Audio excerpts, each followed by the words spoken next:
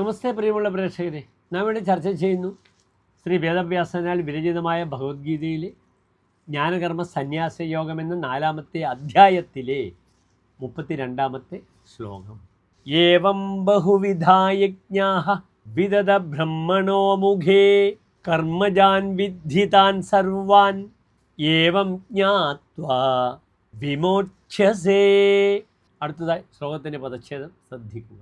ഏവം ബഹുവിധാഃ യജ്ഞാഃ വിദദഃ ബ്രഹ്മണഃ മുഖേ കർമ്മജാൻ വിദ്ധി താൻ സർവാൻ ഏവം ജ്ഞാത്വാ വിമോക്ഷ്യസേ.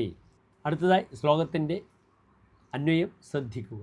ഏവം ബഹുവിധാഃ യജ്ഞാഃ ബ്രഹ്മണഃ മുഖേ വിദദഃ താൻ സർവാൻ കർമ്മജാൻ വിദ്ധി ഏവം ജ്ഞാത്വാ വിമോക്ഷ്യസേ. ഇനി പ്രസ്തുത ശ്ലോകത്തിൻ്റെ സാരാംശം ശ്രദ്ധിക്കുക. ഇങ്ങനെ പലവിധത്തിലുള്ള യജ്ഞങ്ങൾ ബ്രഹ്മമുഖത്ത് ബ്രഹ്മപ്രാപ്തിക്കുള്ള ഉപായങ്ങളായി വേദങ്ങളിൽ വിവരിക്കപ്പെട്ടിട്ടുണ്ട്.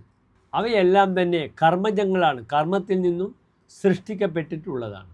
ഇപ്രകാരം അറിഞ്ഞ് ആചരിക്കുകയാണെങ്കിൽ കർമ്മബന്ധത്തിൽ നിന്നും മുക്തി നേടാവുന്നതുമാണ്. നമസ്തേ.